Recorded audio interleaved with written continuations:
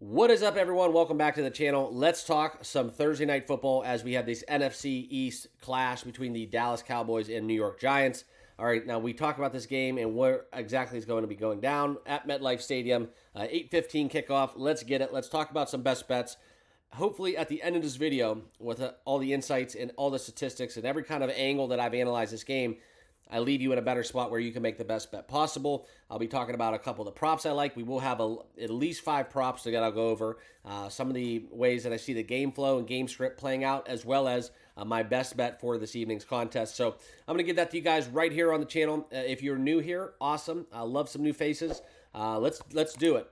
Just click that button right down below. It's totally free to do so. Smash that like button, okay? And then also please consider subscribing to the channel. I'd love to have you guys all part of the TBM family. But that's what we have going on here over at the channel.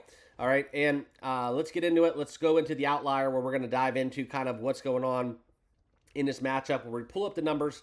And you can see right now Dallas is a minus 250 favorite on the road taking on the Giants. Giants plus 220 on the money line. The number has settled at 5.5 for the time being as we look at this juiced up towards the Dallas Cowboys. So will we see a 6 out there in the market? Who knows? Line opened up at 4. That has been bet up to 5.5. We'll see if we get a little bit more movement as we get closer to this very, very heavily publicly bet game, okay? And that's something where I do want to let you guys all understand. Don't always use the betting splits where you look at the public versus the pros and Joes, because there are going to be sharps on both sides of this game. Not all money's created equal, so you definitely get action on both sides within every contest. Primetime games as well, that's where you're going to really see it, okay? But I do want to talk a little bit about the over in this spot at 45.5, coming up from 44.5. We have seen some movement to the over, and that's where we see 66% of the bets and conversely 61% of the money. So no real clear indication on that between the public versus the sharps in this spread and total betting splits, okay? So you're kind of on your own for this one, right? We can't read between the lines. A lot of times, if you watch me, I do talk about some of those college zingers where we do get it similar to basketball season, where you will have, something crazy like 80% of the money will be on one side, but then you have 100% of the publicly bet tickets will be on the other team. And especially with those smaller schools, you definitely get some variance where it allows you to really read between the lines, literally, and make the best bet, okay? But like I said, I use it more as a tiebreaker. It's not the end-all, be-all for me.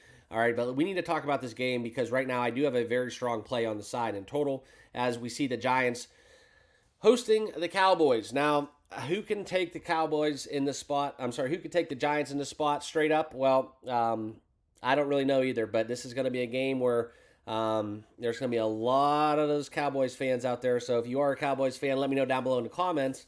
But if you're not, you know exactly what I'm talking about. And historically, I will tell you guys, I used to be a really big Cowboys bettor. Loved betting on some Tony Romo games. He was kind of my money maker there for a little bit in time. But grew up a Cowboys fan, but I am a Browns fan geographically, so full disclosure on that. But if you were growing up in my day playing the quarterback position, you had to like the Elways, you had to like the Aikmans of the world and their Dan Marinos. Okay, but I digress. Let's close the yearbook and get into the action where we look at this game. And the biggest number right now I want to tell you guys is 13 of the last 14 games, the Dallas Cowboys came out on the winning side of this equation. Okay, so that's something that really kind of guides you as you try to make your best bet. And this is a game where I see it getting into the 40s. Okay. So before we get into the prop markets, I am going to tell you guys kind of what's going on because the Giants secondary is extremely banged up. I think this is where we look for the Cowboys to excel at. I'm not a big Brian Dable fan. That's just me. I think he's on the verge of losing that locker room. The interesting kind of little side nugget here, if you guys do follow a little banter and chatting that goes on behind the scenes, Malik Neighbors and Trevon Diggs, a little bit of a back and forth going on in social media. So that'll be interesting to see if it plays out. You can't really bet on that. I'm sure some market you'll be able to find will they throw hands in this game. But it is going to be fun to see who gets the best of that. Will the rookie prevail or the Pro Bowler end up kind of taking his lunch money? We'll see what happens. I don't think that Daniel Jones is going to be airing it out as much as Trevon Diggs would like to, because Daniel Jones throwing interception is pretty much one of those aforementioned conclusions, okay? But I want to talk about some of the props in this, but I do lend towards taking the Cowboys. I'm just going to hold off on the 5.5. I want to share with you guys kind of why.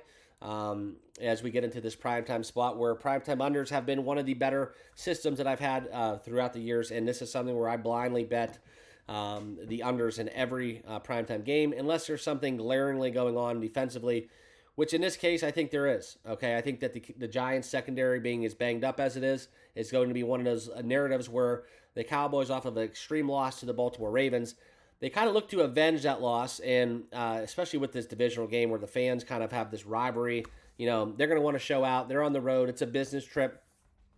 Cowboys are going to shred it, and I'm firmly going to believe that this will be a big Rico Dowdle game out of the backfield and CeeDee Lamb game. I think Dak throws for 300 plus, and that's just kind of where I lend to in that argument. Okay, but before we get into kind of the the best bets that I'm going to have, I want to talk to you guys a little bit about some props out there in the market, okay? But I do look for neighbors to go off in this limited action. Daniel Jones, that's a very interesting one, okay? A lot of people out there, I've already heard it in podcasts where Daniel Jones rushing. Well, I do want to pull this up for you guys because in his last outing against the Cowboys, all right, and this is kind of where we look into his passing number. Okay, give me a second. And this is all courtesy of StatMuse, which I use every single day as well. But anyways, this is where we see Daniel Jones rushing yards, right? 13 rushes for a 43-yard total. So it took him 13 carries to get to that 43 number. Okay, he has never scored a rushing touchdown against the Cowboys in his 8 games in total. So that's something to keep in mind for all you guys betting anytime touchdown scores out there. And for me, that's something where we look back into what's going on. I'm not really going to get involved with that. Now, I do want to share with you guys some other insights. I just wanted to throw that out there for you guys if you are looking to bet Daniel Jones. And then we're going to get into my plays that I'll have in this game. Okay, and I just think that for me, I talked a little bit about it ad nauseum. The Giants, not a Dable fan, okay? And I think that McCarthy, by all accounts, hot seat. Both of these coaches are on the hot seat, in my opinion. And Dallas, 1-2 on the season. This is one where I see them going 2-2 in this game. Like I said, Dak goes for 300. Nobody's going to be able to stop CeeDee Lamb. He's going to have a huge night. So if you want to ladder his receptions, I could definitely see him grabbing a 14, 15 reception evening. They really kind of just lay on the gas pedal. That's just kind of how I look at it. All right. That's just, I got a pretty good feel for the Cowboys over the years. And, it's very, very much run from within, if that makes sense. So I do look for Dak to throw the ball, probably damn near close to 40 times in this game. I like the Cowboys minus 5.5. I'm not going to lay it. A couple anytime touchdown scores. Singletary would be a good one in my book. We look for kind of what's going to happen here. I would go Singletary. I would go CeeDee Lamb. And that would be kind of where that buck stops in terms of anytime touchdown scores. We're going to have a lot of mouths to feed, and I just want to keep it simple, dumb, stupid. I'm not going to bet Malik Neighbors to get in there. Just quite frankly, I don't see it. I think, but CeeDee Lamb, they're sitting at, and it's juiced up. I mean, it's over. It's not plus money, so you get CeeDee Lamb minus 120.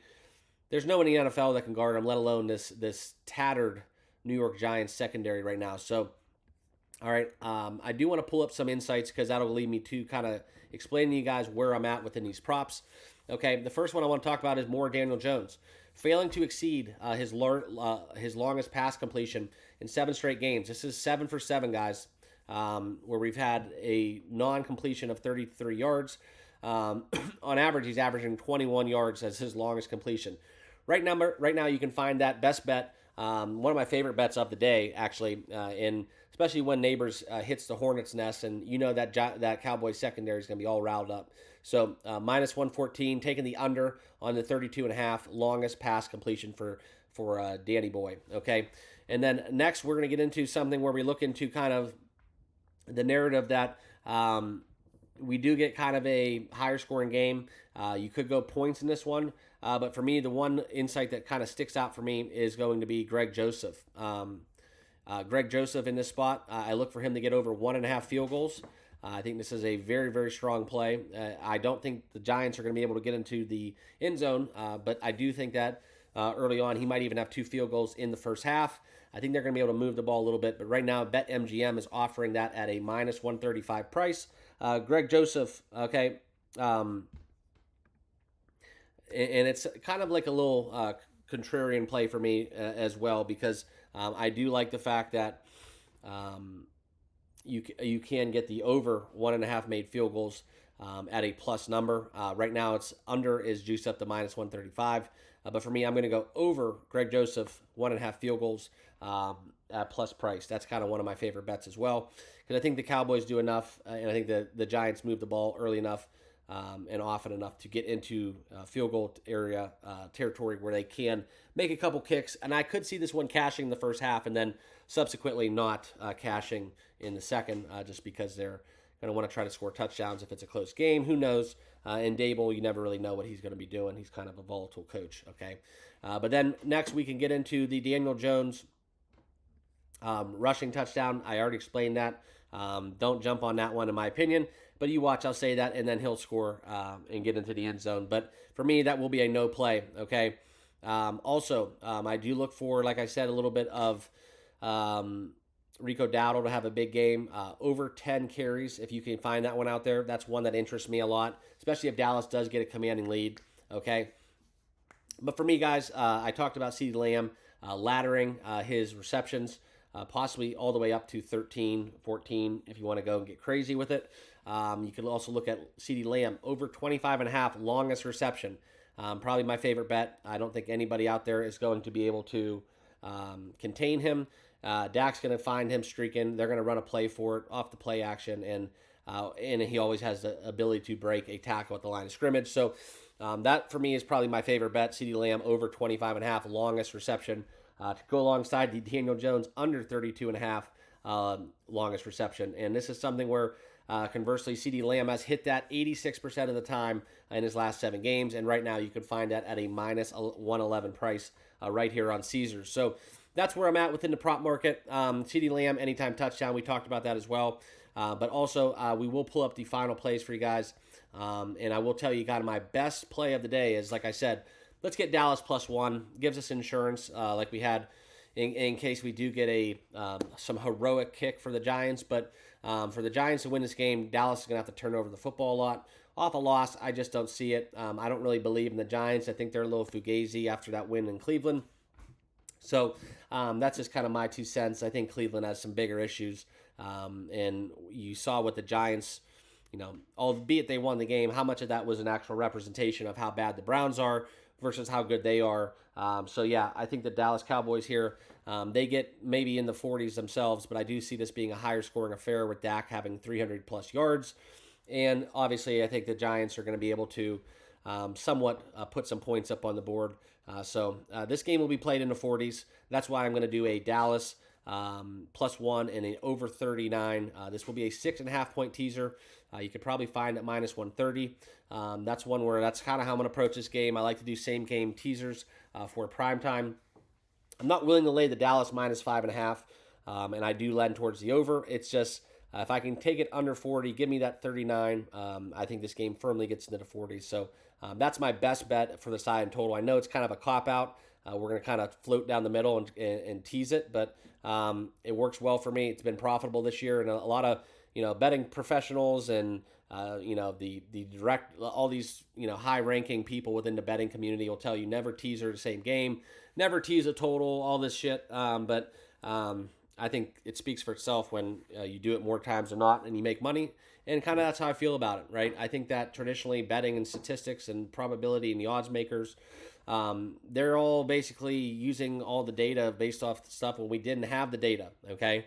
Not so fast. It doesn't happen that way anymore. We have great tools such as Outlier, that compile AI, all this data information. You have Google. They didn't have Google back around when they invented sports gambling, okay?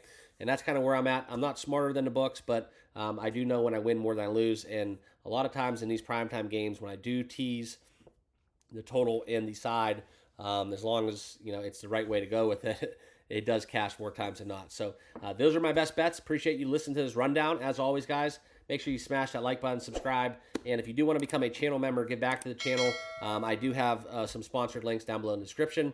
I don't charge for picks, but if you want to become a channel member, links down below. Also, feel free on your way out, please give me a follow on X. I'm trying to grow that platform. Love to have you guys over there. I do like to drop some stuff in real time, as well as over on Discord. X and Discord, totally free platforms. It's just a way I look for you, way I'm trying to find a way to communicate with you guys in real time on a more live basis. Because if something drops, some big news, headlines, whatever, I can't just post something on YouTube and then you guys get it instantly. Twitter, Discord, that's a little bit of a different story. So I like to do that with inactives, stuff like that, weather concerns, and all that good stuff that's breaking within the sports arena, within sports gambling. So appreciate you guys. Thanks for watching. Good luck with your picks. We'll see you guys all tomorrow. Cheers.